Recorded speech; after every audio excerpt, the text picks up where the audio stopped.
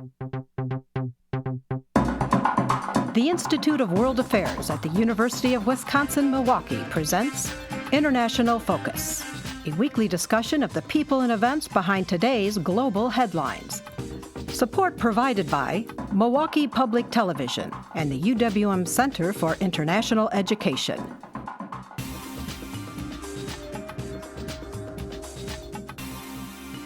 Now here's your host, Doug Savage. Welcome to International Focus. Urbanization has pulled over half the world's peoples to city, making urban food security a critical issue. Supplying the world's city dwellers with safe and affordable food has strained food supply and distribution systems to the breaking point. Trend lines suggest the problem is likely to become even more acute in the years ahead. The global population is projected to top 9 billion by 2050, requiring a doubling of the current food supply. Meanwhile, access to arable land and water are becoming increasingly constrained. But some experts resist the idea of humanity's hungry future as inevitable. They suggest the challenge is one of policy and political will rather than agricultural capacity. Our guest today is part of one such team dedicated to providing research, analysis, and policy recommendations to enhance global food security. Anna Applefield Gore is a research associate with the Global Food Security Project at the Center for Strategic and International Studies, where she conducts policy research focusing on emerging agricultural markets, women's issues in development, and the role of technology in achieving development goals across sub-Saharan Africa. Anna, welcome to International Focus. Thank you for having me. Well, I wonder if we could just start with the basic definition. What is food security or food insecurity? Food security is when people have access to affordable and nutritious food regularly. And insecurity is just... is the lack of that. When they don't. Yes. Okay. And how is the rural versus urban manifestation of that different? Sure. Well, in the developing world, rural food insecurity looks quite different in urban areas versus rural areas. In rural areas, people are generally subsistence farmers or do some sort of farming. And so if they don't have enough access to food, it's because they don't have the right inputs for their farm. They don't have fertilizers or seeds or enough technologies to grow enough food to feed themselves. In urban areas, people buy their food. There generally aren't very many farms.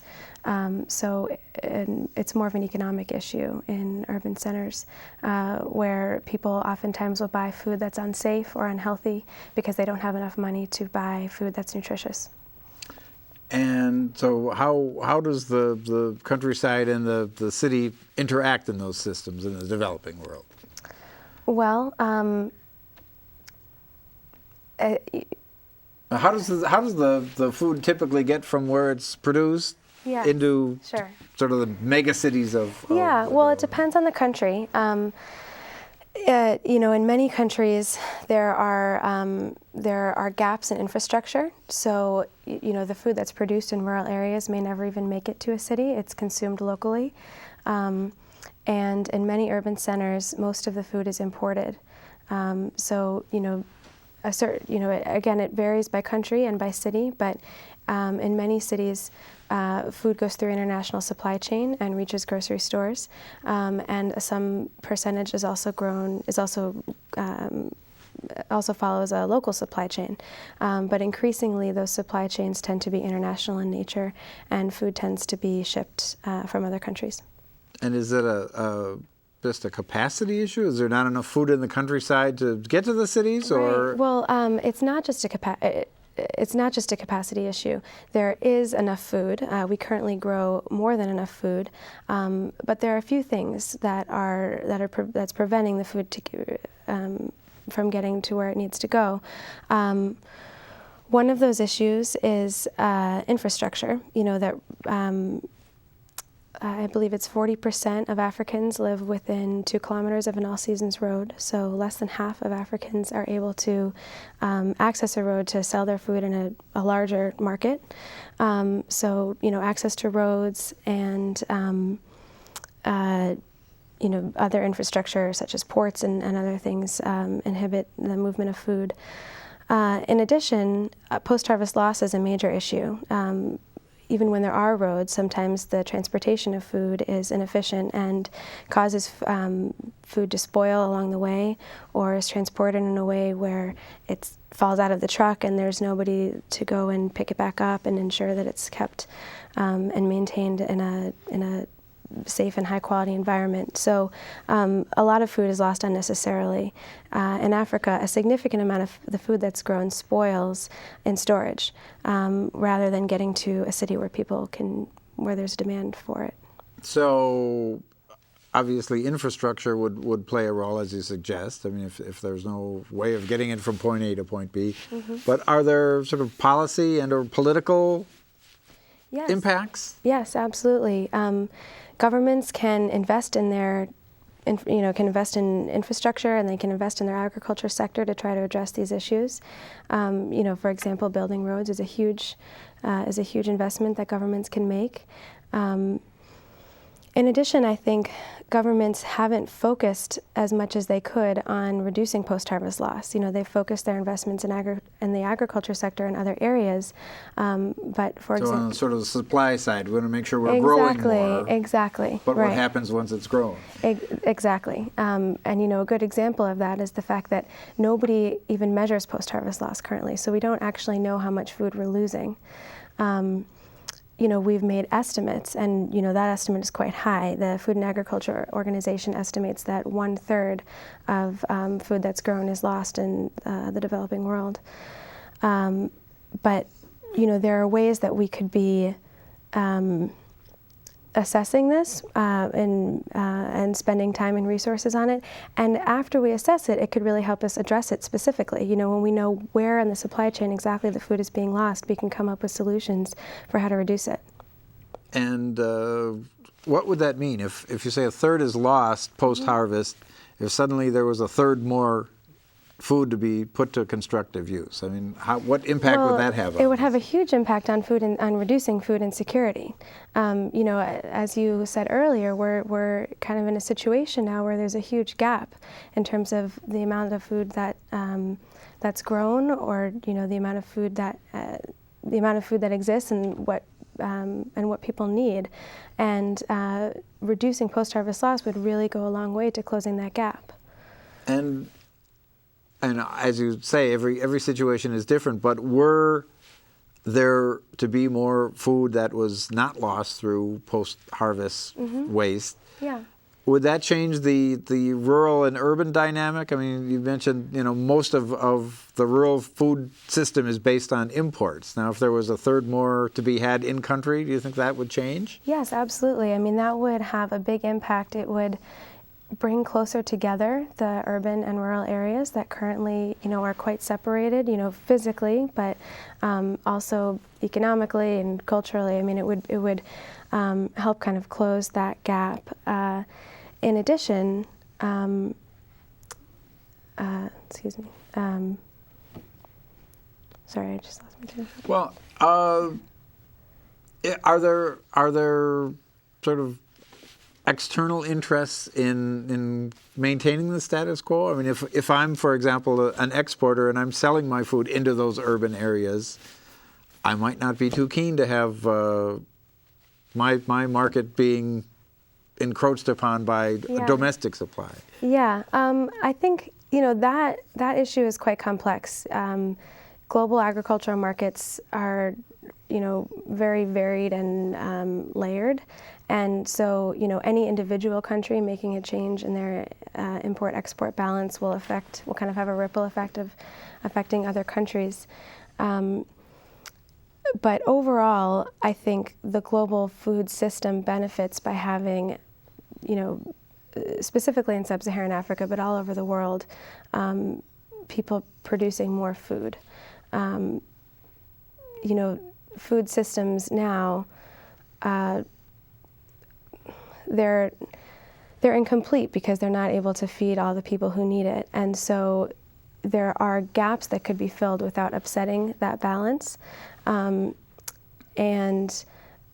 it would actually help improve that balance, would actually kind of allow there to be economic benefits. I guess what I'm trying to say is the economic benefits would not only be felt in sub-Saharan Africa for the farmers that are now growing and selling their food, but they could be felt in other areas too. So I don't think that exporters should be nervous about their markets being upset. There's more than enough market opportunity globally. Well, let's talk a little bit about those opportunities that for the U.S. agricultural exports. I mean, how do they rank as a component of total exports and of our economy generally, and where does the food go? How do those transactions come about? The U.S. is a huge exporter of food, particularly staple crops, corn and wheat. We are the biggest global exporter of corn in the world. And,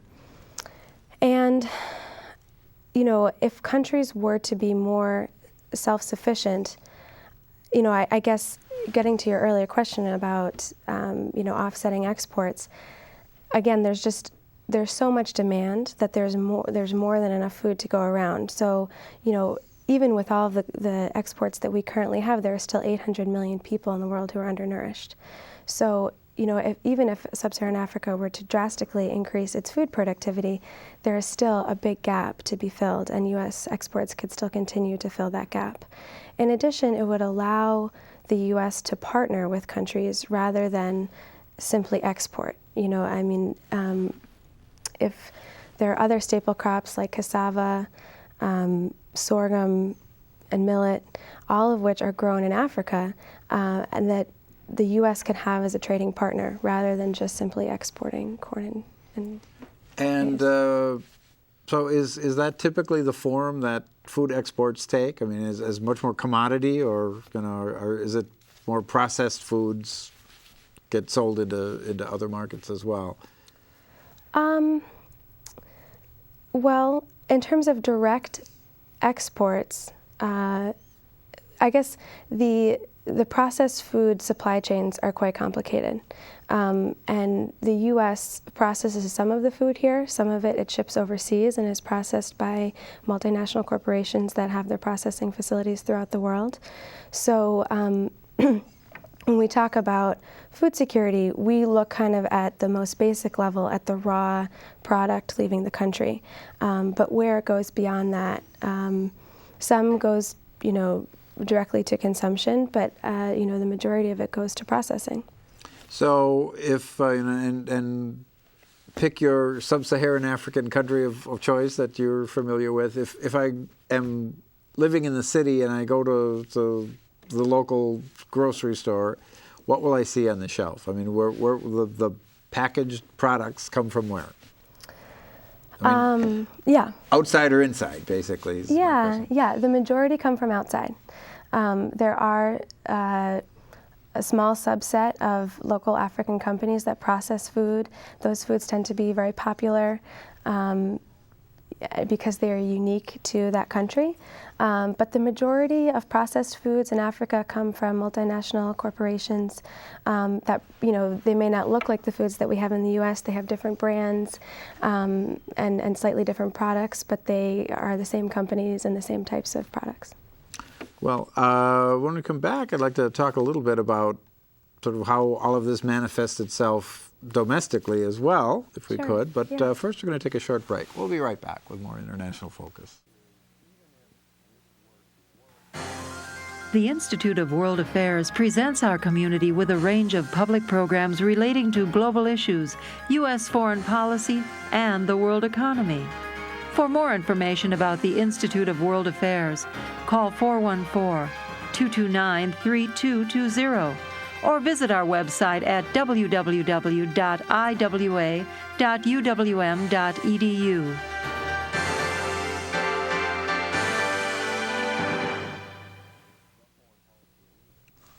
Welcome back. We're talking with Anna Applefield Gore about food security, or food insecurity in some cases. So let's talk a little bit about how that manifests itself in our own society. We think of, more typically, I think of food insecurity as something in the developing world, but there are urban populations in our own country that face food insecurity, are there not? Yes, absolutely. No, go ahead. Yes, so again, the food insecurity in the U.S. looks very different than it does in developing countries.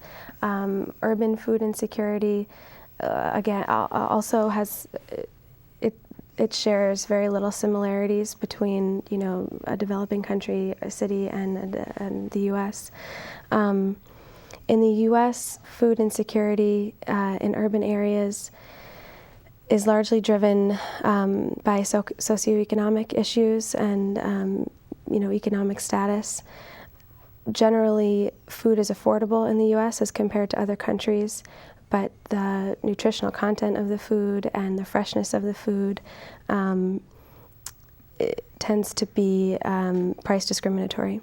So you know, it's harder to afford for poor people. So we hear the term food deserts in an American urban context. Talk a little bit about that. A food desert is an area where there's a high density of a population, but there's not a lot of places to get food. So there's no grocery store, or the grocery store that's there has very, very little in the way of nutritious food to offer. So it might be the corner market where you would go get other products. And, right, it has very little selection. It doesn't have a lot of nutritious options. So that is what a food desert is. And how does that come to be? I mean, if there's a population who needs food, wouldn't that be a good market for a large grocery store typically? I mean, how do those decisions get made? Yeah, I think I think grocery stores, grocery chains open stores in areas where they know people are going to have a reliable demand for food, and they're going to have the money to afford the food. And so, like many businesses, grocery stores tend not to invest in areas that are poorer. You know, there are a range of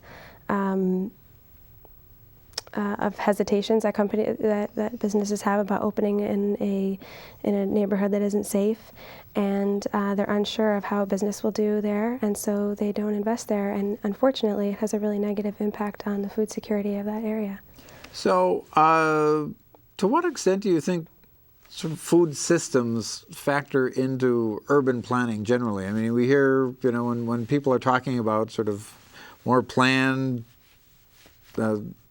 forward-looking aspects of cities, you think of things like transit and other kinds of infrastructure things. Do you think food typically enters into it? I don't think that traditionally it has. You know, my hope is that will change. I think there's been kind of a resurgence in the U.S. of attention to local food systems. Young people are interested in agriculture now in a way that they haven't been in decades. Urban agriculture is kind of experiencing a surge of popularity in the U.S., and it's a really fascinating thing to watch. You know, places are putting gardens on the tops of buildings. They're finding, you know, areas of the sidewalk and, you know, kind of other creative spaces to use for gardens. And farming in general is becoming more commonplace in urban areas. And that popular attention is, I think, driving urban planners to think more carefully about food in their city. But traditionally, I don't think it's been part of the equation. Well, in our city of Milwaukee has gotten somewhat of a national profile as a center for urban agriculture. I mean, we've got some high-profile organizations involved. But to what extent is this truly impactful? I mean, is this boutiquey and isn't it nice while my apartment building has a tomato plant on the roof, or does it actually impact the food supply? It impacts the food supply for a small amount of people. You know, when we look at a whole food system, it doesn't really have a big impact, at least to date. But, you know, for a local community, it has an impact. and depending on the dynamics of that community, if that space is shared and people really invest in that space, it can provide a substantial amount of food. But a lot of factors have to be in place to allow that to happen. And on the whole, a food system, all of the food system in the U.S. is still heavily dependent on major kind of international agricultural supply chains.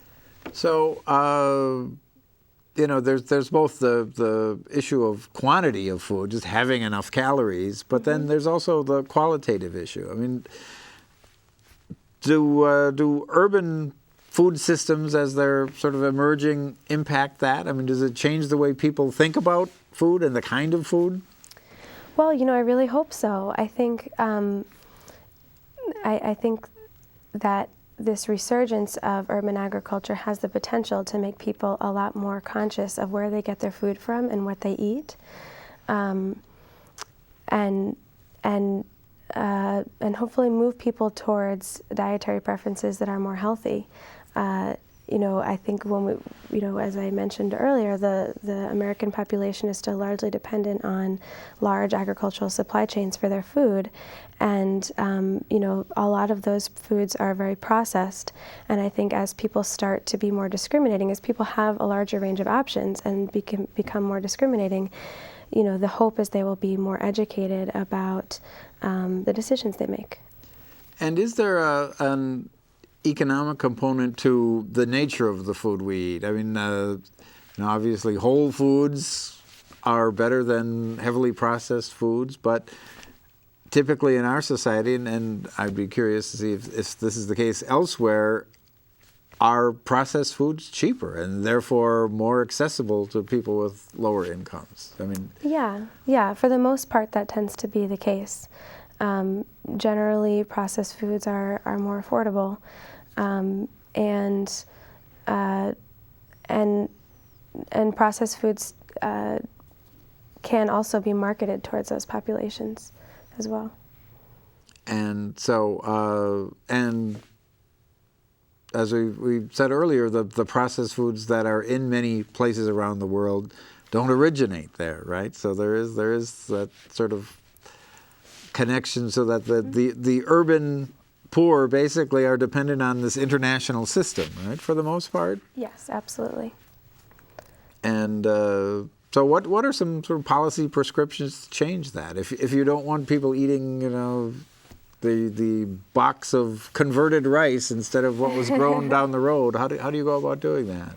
Well, I think one important component is increasing education in public domains like schools, teaching kids and, wherever possible, also teaching adults about the choices that they have when they go to the grocery store, and about what's in processed foods and what the differences are between fresh and processed foods. But are there choices for people in developing world cities? Can you shop in the good organic produce aisle instead of the packaged food? Oh, in the developing world, no. In the developing world, I was speaking about the U.S.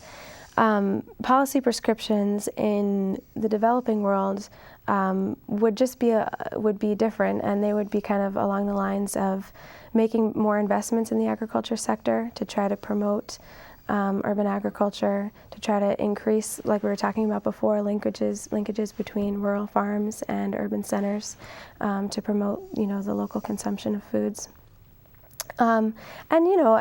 Education looks different here than it does in developing countries, but also investing in education, in teaching people about how to be healthy and what foods are healthy. And so who's doing it well these days?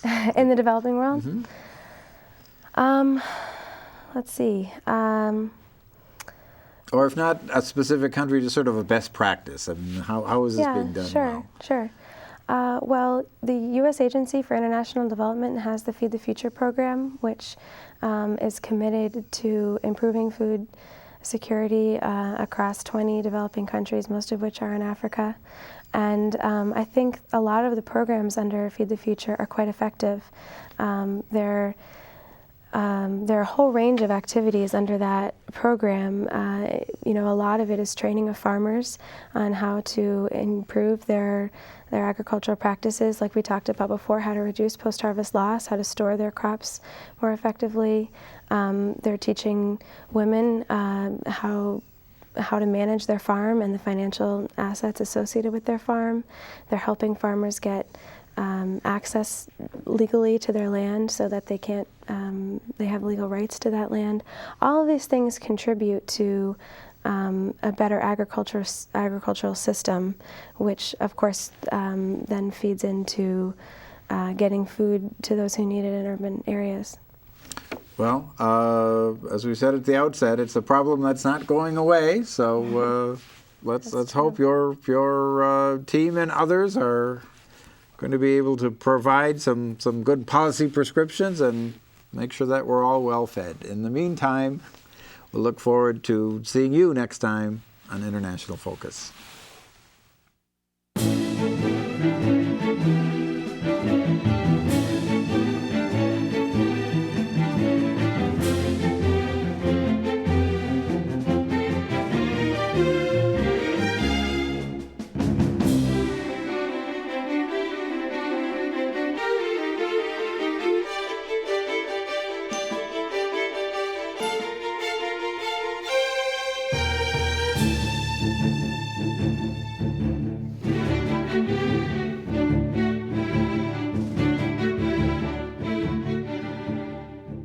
For information about the Institute of World Affairs and its many programs, or to become a member of the Institute, call 414-229-3220 or visit us at our website,